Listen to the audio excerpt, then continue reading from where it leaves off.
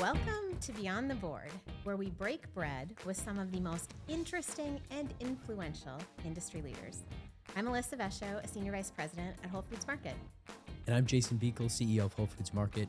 We're honored to host in-depth conversations with some of the most innovative and impactful leaders in the food and wellness industry. Today's guest has built companies that demonstrate how fair wages, sustainable practices, and community empowerment can coexist with premium product quality and business success. In this episode, we delve into how his vision is reshaping global commerce while uplifting African communities through ethical trade partnerships. I'm very excited for this conversation today. Me too. Awesome. From a small village in Togo, West Africa, to becoming a visionary entrepreneur and champion of ethical trade, Olowo-n'djo Tchala's story embodies the transformative power of purpose-driven business.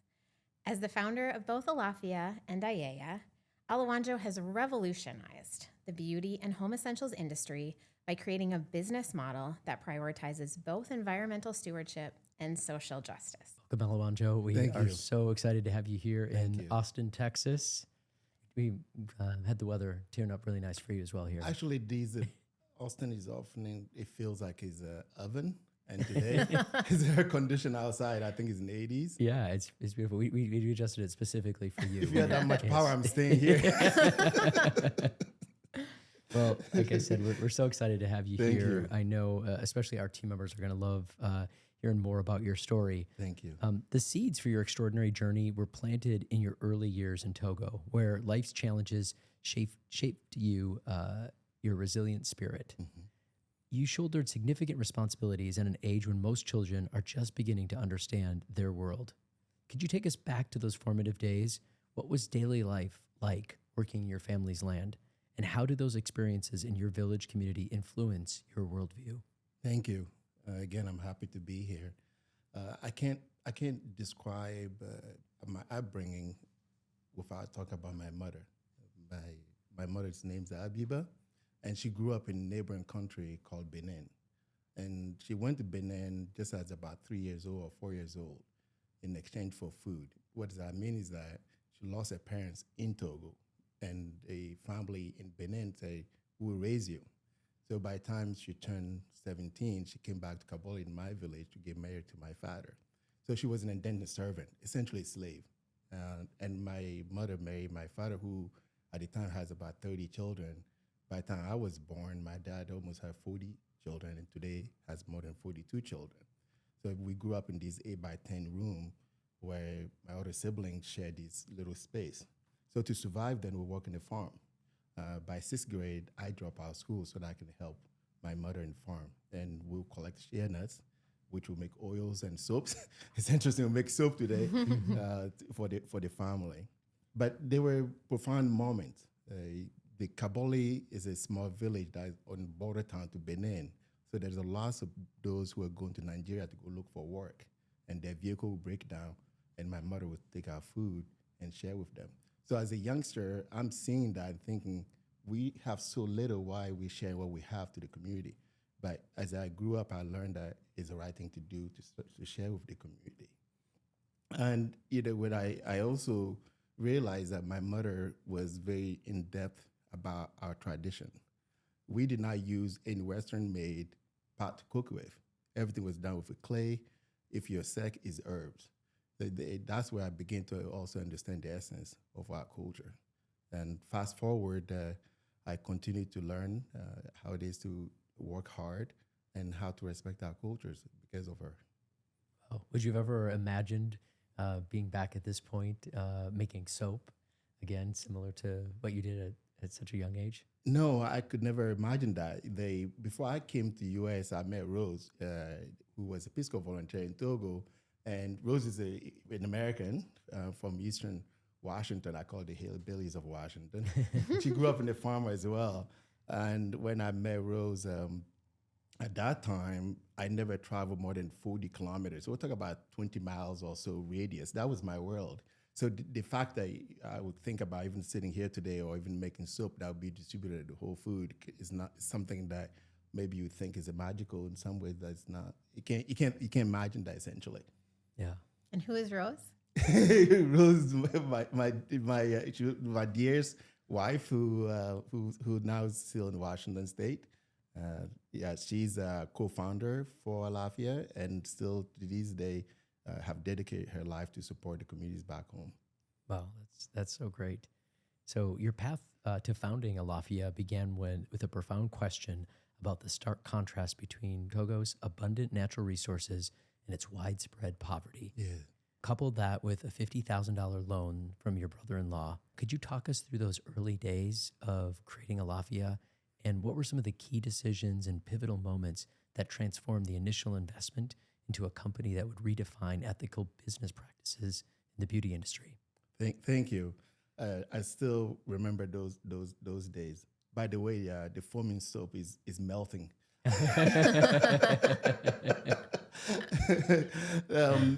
The Rose brother, Sebastian used his house to back up the $50,000 loan because he himself did not have $50,000 money to give to us. There are many pivotal moments, really. When we came up with the idea that one thing that we're going to do in Togo is to have a market solution, ethical or moral market process to reduce the negative impacts in Togo, that means that we have to set out to create a market, create a place where women can work. And then quickly you need money to mobilize the community back home. So I went to the bank and tell the bank I wanted to borrow money because I have a way to make life better back home, and was denied many times. So that wasn't too long right after 9/11. So I went back to the bank and I said, oh, we have a path that will be revolutionary for the communities. If you talk about revolution after 9/11, you get locked up essentially. So it wasn't good. Mm-hmm. And but the lady at the bank said, look, go find somebody that can back up your loan. And I told the lady, I thought if you're poor, you borrow money. And that's when I realized you actually have to be rich to borrow money. Yeah. Sometimes that's the case. Yes. Long story short, the Rose brother did back up the loan, and we got our $50,000. And another critical moment was when I actually went to Togo to form the cooperative of the ladies. The ladies now want to join the cooperative because the one thing that was really important for me was Togo has about 42 different ethnic groups, and we don't always like each other. So I thought that one thing that we are to do if we want to get out of poverty is to be inclusive. And so getting at least 40% or 50% of the diversity of ethnicities to participate was quite challenging. But we end up getting about 17 women, and today we have more than 250,000 families that participate in what we do. Olowo-n'djo, can you talk a little bit about how you built trust? Just knowing that you needed to take that inclusive approach and bring people together differently, how did you build trust? The one thing is understanding the community. Yeah, often when people are poor, we feel that we can tell them what to do. And what I know from growing up in Togo is that poor people tend to be very prideful. And so you kind of have to meet them there and respect them, really. Mm-hmm. And so I think that is coming with the sense of respect, and think about more that, oh, you're poor, but thinking, what do you have to offer the world? What do you, and that process, I think it goes into how you make a decision. So what I do is to remain consistent. If we say we're going to do something in the community, we do it. If we say we can build a well, we do it. If we say we can participate in maternal care, we do it. If we say we can pay fair wages for the shea nut, we do it. And over time, with that consistent, then the community begin to have trust. Mm-hmm. So with Alafia, you became a landmark brand within our whole body space. Yes. Can you sort of talk through some of the early days, like how the first relationship was developed with the Whole Foods Market team? And, how did that help and open doors for Alafia? Thank you. Maybe I should cry or maybe smile. Those were quite a moment. As you know, some 20 years ago, you couldn't be in a natural food industry and not be in whole food if you want to create some significant impact in the world. So it was really important for us to be in whole food. However, we were working out of a mobile home at the time. And what I did is in Olympia, Washington, I would write letter to the Northern Cal region office. And I would just write these long letters as why Whole Foods should work with us. I was really coming from the perspective, look, we got something very unique we want to offer you. Of course, that doesn't go a long way. And eventually, by 2006, the region approved 4 SKUs that were optional. It means that you have to go into each store and sell it in. So I pick up the car and I was on the road. And we built slowly by then and start spreading to the region. But there was a time that I think has changed everything with Whole Food. That was in 2008. If you remember in 2008, that was a time where there was a housing crisis. And a lot of American families were very concerned. So I thought, okay, why not create an ethical product, clean product at a price that is sensitive to American consumers? If I do that, the ladies in Togo at the cooperative will have a job. And we have to ensure that Whole Food makes money. You got to make money. That's a joke. It's true. So I came to this office. I came to Austin and present the idea. And the team said, okay, if you can do this and deliver at the right cost and be moral and be ethical and clean, then go for it. And from there, that has changed everything. There's an important element to understand here. I was coming here to collaborate with Whole Foods so that the woman in Togo during the economic crisis can have a job. And the partnership actually led to not only have a job, we want to quadruple within 2 years the cooperative members in Togo. Wow. What an impact. Thank you. You have to be so proud of being able to help create that connection, to be able to support the community back home. Thank you. And it's an example of what we would call a win-win-win Yes. Partnership Yes. Through the whole process. Yes. So clearly you're an entrepreneur, and that spirit is extended well beyond Alafia. Obviously, Ayeya, which you've also helped found, it was supported by Whole Foods Market Local Producer Loan Program. Mm-hmm. And with this process, can you talk us through that partnership, what it was like to create sort of a second brand Yes. partnership with Whole Foods Market? Thank you. I wouldn't be here if it wasn't the support from local supplier funding for Ayeya. When you have a solution, and Ayeya is a solution oriented, not only for the communities back home, but for what American consumers need, in particular, what Whole Food customers need. So we're not just only talking about poverty anymore, we're talking about climate here. So we work very closely with whole body team on understanding what are those innovative solutions and go through the R&D, which we can talk about a little bit later. But then you need capital to be able to put the product on the shelf. Yeah. And that's what the producers program help us to do, to be able to bring the idea into a physical reality. Yeah, that's great. Well, I think we need to spend some time talking about this incredible collection that you've pulled together. Thank you. What makes Ayeya soap so unique? Oh, it's like somebody asks you, you have many children. I'm not like my father, not that many. And they ask you, why is this child so special? It'd be difficult to say because you have to tell your children they're special, right? Yeah. So it's hard to say, that one Ayeya soap is better than others. No, there's a truth to it. The key thing always what is best for the customers. In this case, those are highly moisturizing soap. And the second part of it is how was this soap made?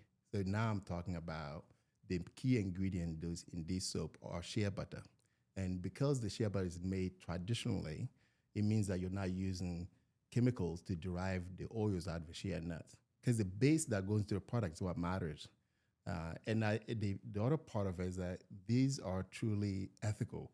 When I say ethical, it's not how you just treat people, is that through making the shea butter, we're able to maintain our culture. And that's big. We're talking about many generations yet to come now. So I feel that, yes, it's moisturizing, but it's also, when you use those soaps, you engage in preserving cultures elsewhere. Can you talk a little bit about some of the benefits of using some of the products like your bath bombs? I think similarly to the soap, it's always about the key driving ingredients. And the bath bombs, that was really tricky to develop. I remember there was a time that I wanted the customers to have so much shea butter in the lotion. When it come to winter, the stores would say, we can't pump the lotion. And I said, well, we have to put more shea butter there so that would be good and moisturizing. The similar thing happened when we're making the bath bombs. The more oils you put into it, it won't fuzz the way it's supposed to. So we have to adjust the shea butter ratio. What I'm trying to say, those are highly moisturizing bath bomb, because the thing with bath bomb, it can be drying. You sit in the water for a long time. So it's actually where it becomes even more important that you have absolutely the cleanest ingredient possible, because you're soaking your entire body into these things. And shea butter, and again, ensure that the other ingredients are clean.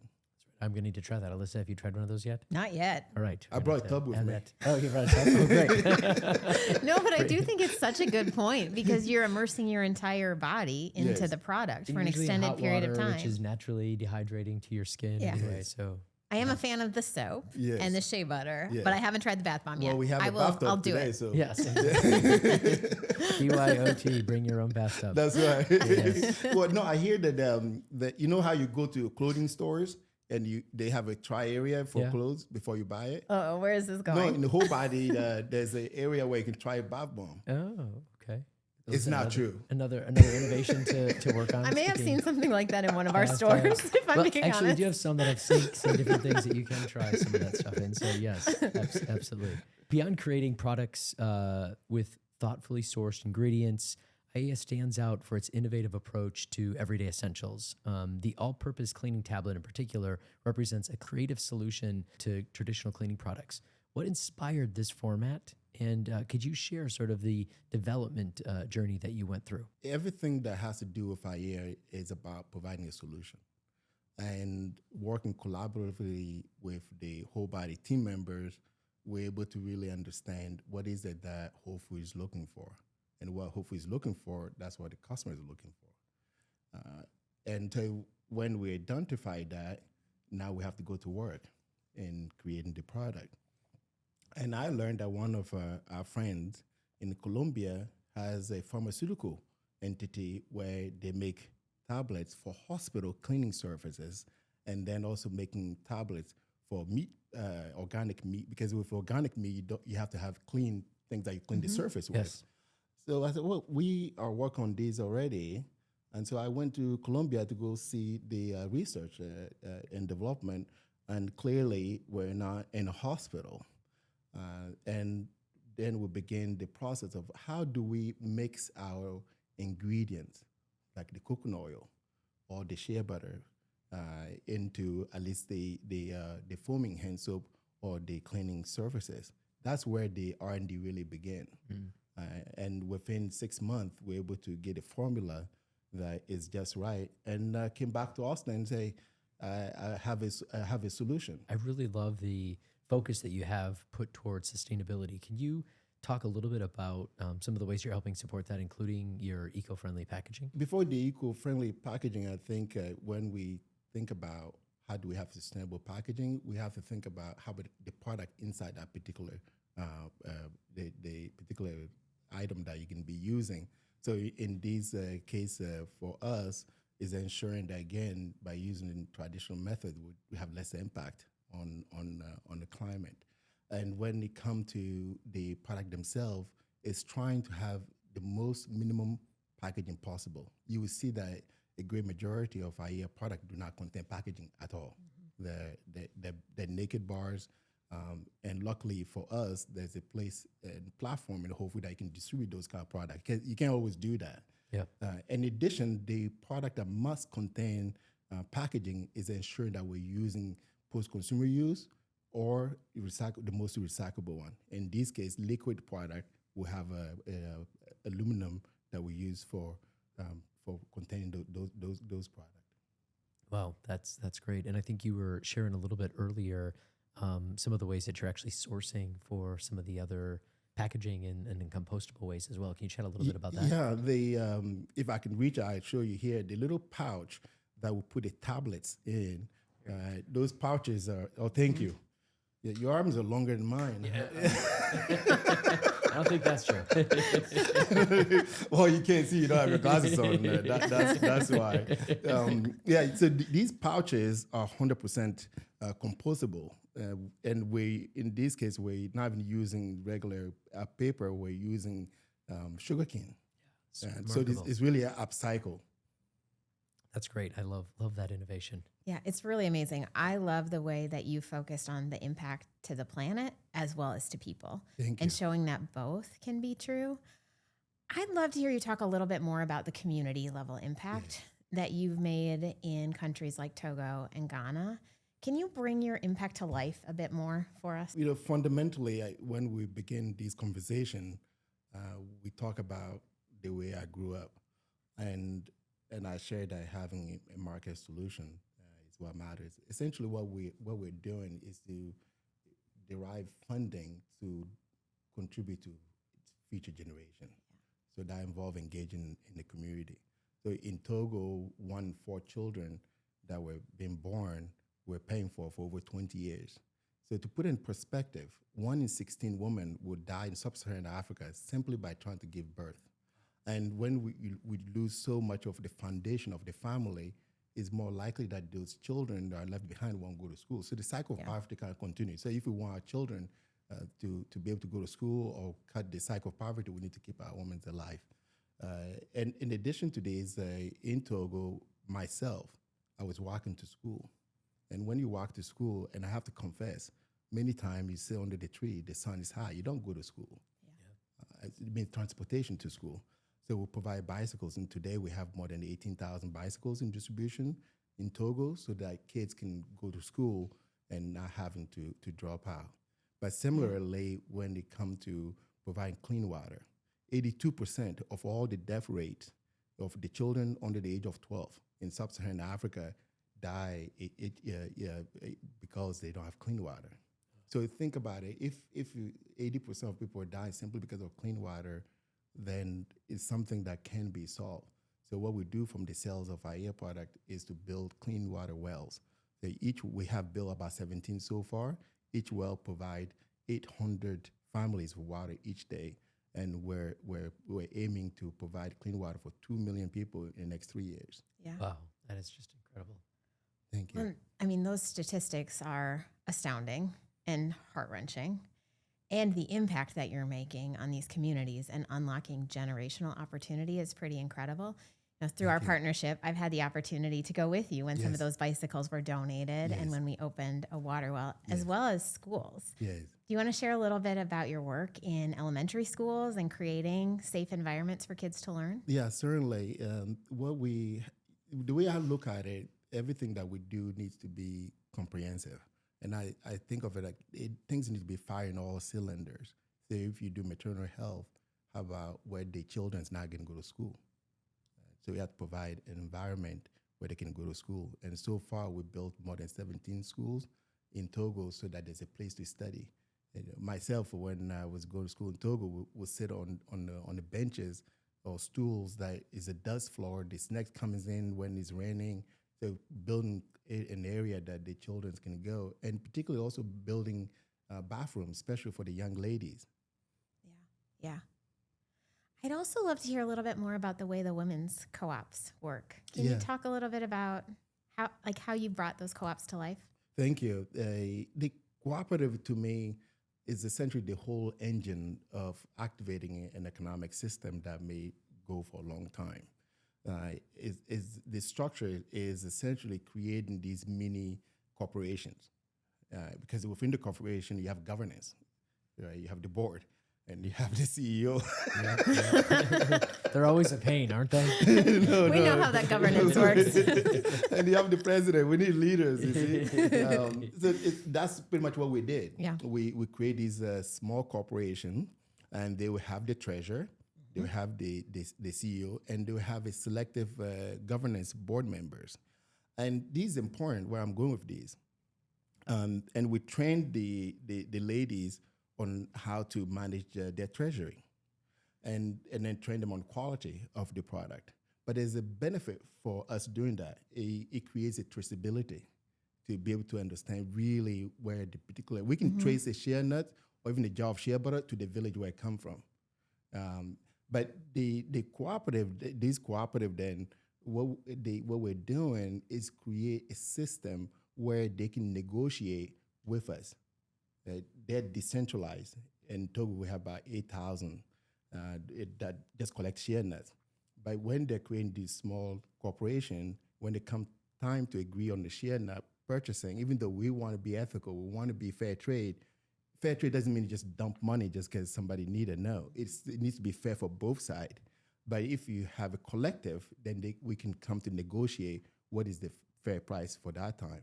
And it's even more important now because now the woman can save money for themselves and now everything go to the husband. You know how that goes. Mm-hmm. Yeah, I think that makes a lot of sense. I believe you've also worked with a couple of your sisters. Yes. Is that right? What's it like to work with your sisters? Well, in Togo, work with your sisters is a little bit easier than if it was America. How so? Tell us more. Oh, I don't want to be deported. I'm not going to say that. I'm teasing. The sisters, these are about understand the culture. Yeah. And to do what we do, somebody have to really understand the culture because most of our women do not read or write. And there are so many different languages as part of our ecosystem. So the sisters then are almost like ambassador representative of me on day-to-day basis.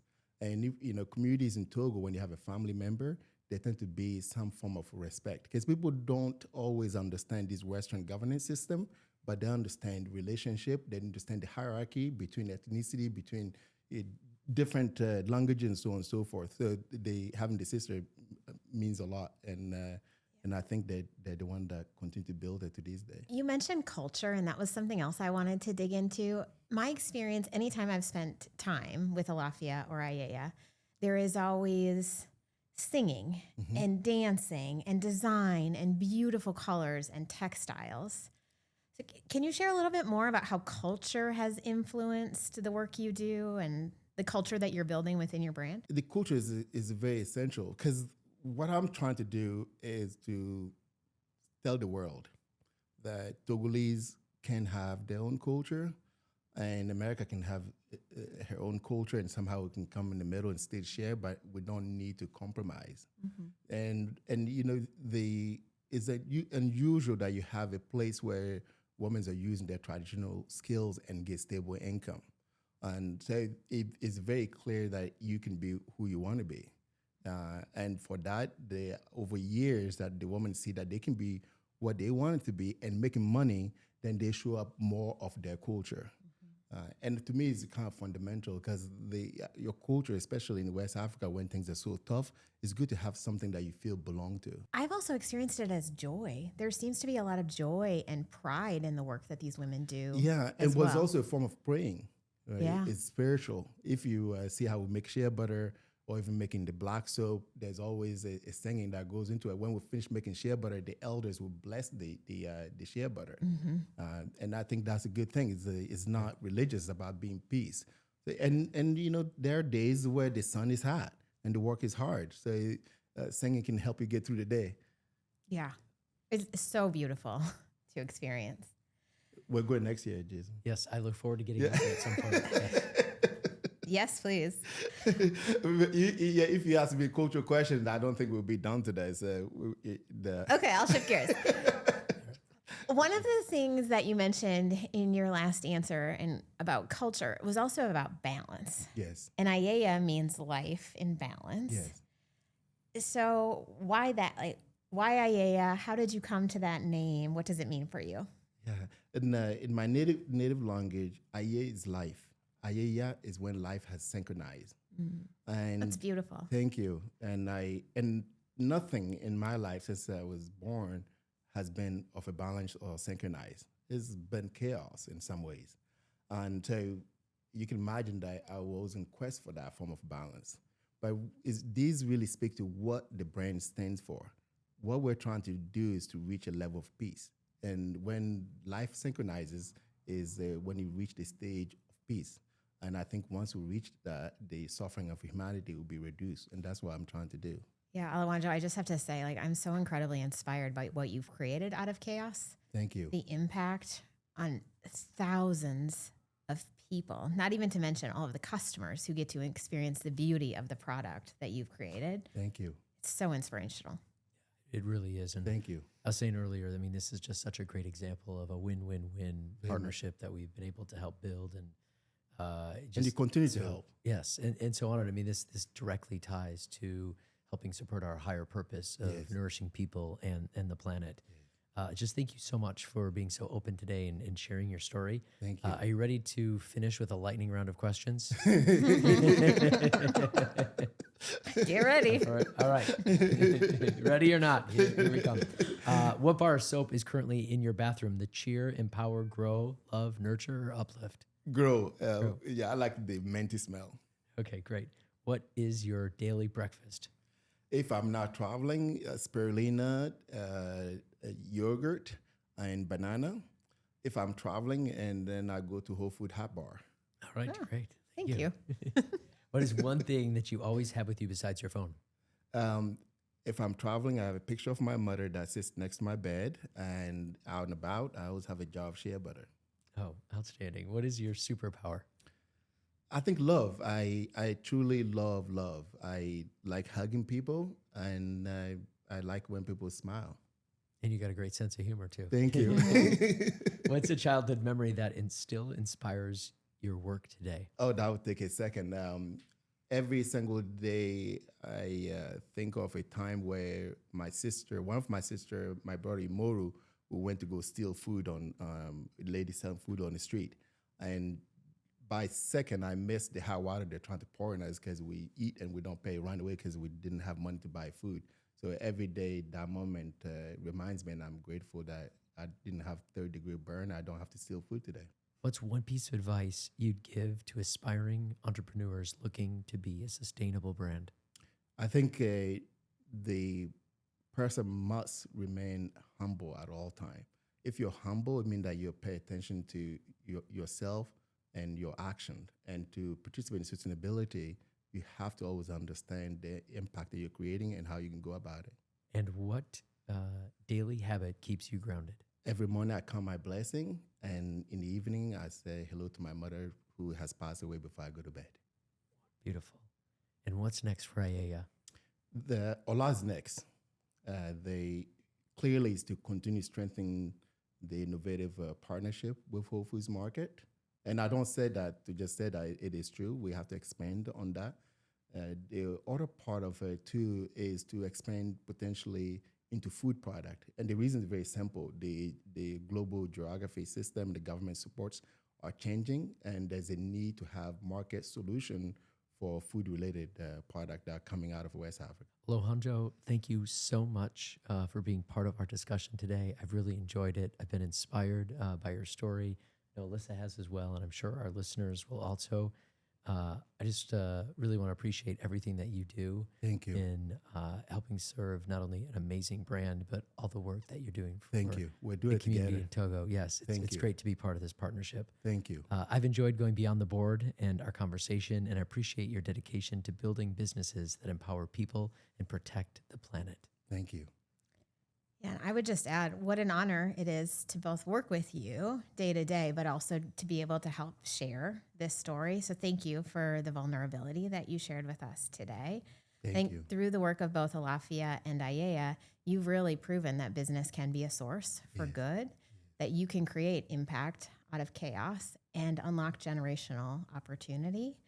So thank you for that, Olowo-n'djo, for proving, again, business as a force for good, really being a pioneer in ethical sourcing, fair wages, environmental responsibility, as we've covered today. Thank you. And creating a movement through a personal care brand, which is incredible. Thank you. Thank you. And thanks to our listeners for tuning into Beyond the Board, where we highlight the people and products shaping the future. Till next time, let's keep supporting brands like Ayeya that bring purpose and authenticity to the world. Thank you. Thank you.